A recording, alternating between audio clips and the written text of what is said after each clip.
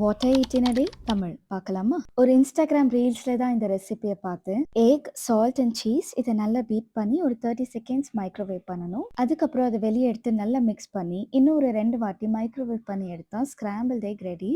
ஒரு டோஸ்ட் மேல வச்சு ஜஸ்ட் ஆரிகனோ அண்ட் பெப்ரிகா ஆட் பண்ணி சாப்பிட்டேன். அடிக்கிற வெயிலுக்கு சூடான காஃபி குடிக்கவே முடியல. காலையில ஏஞ்ச உடனேவே எதானா சில்லுன்னு குடிக்கணும்னு ஆசையா இருக்கு. ஸோ ஒரு கோல்ட் காஃபி ரெடி பண்ணி அன்னைக்கு பிரேக்ஃபாஸ்ட்ட முடிச்சுட்டேன். நெறைய வேலை இருந்ததால நான் லஞ்ச்ச ஸ்கிப் பண்ணிட்டேன். லஞ்ச் சாப்பிட எனக்கு டைமே கிடைக்கல. அன்னைக்கு நான் டெலிவர் பண்ண கேக் தான் இது. கேக் பிடிச்சிருக்கா? எப்படி இருக்குன்னு எனக்கு கமெண்ட்ல சொல்லுங்க. அன்னைக்கு டின்னருக்கு மசாலா பூரி தான் சாப்பிட்டேன். ரொம்ப நாளா கிரேவிங்காவே இருந்தது. பட் டைமே கிடைக்கல. நல்லா மசாலா பூரி, பானிபூரி எல்லாம் சாப்பிட்டுட்டு வீட்டுக்கு வந்தாச்சு. அவ்வளோதான். தேங்க் யூ ஃபார் வாட்சிங். See you on the next one. Bye. What I eat in a day Tamil பார்க்கலாமா? ஒரு இன்ஸ்டாகிராம் ரீல்ஸ்ல தான் இந்த ரெசிபிய பார்த்தேன். எக், சால்ட் அண்ட் சீஸ் இத நல்லா பீட் பண்ணி ஒரு 30 செகண்ட்ஸ் மைக்ரோவேவ் பண்ணணும். அதுக்கப்புறம் அத வெளிய எடுத்து நல்லா மிக்ஸ் பண்ணி, இன்னும் ஒரு 2 வாட்டி மைக்ரோவேவ் பண்ணி எடுத்தா ஸ்கிராம்பிள்ட் எக் ரெடி.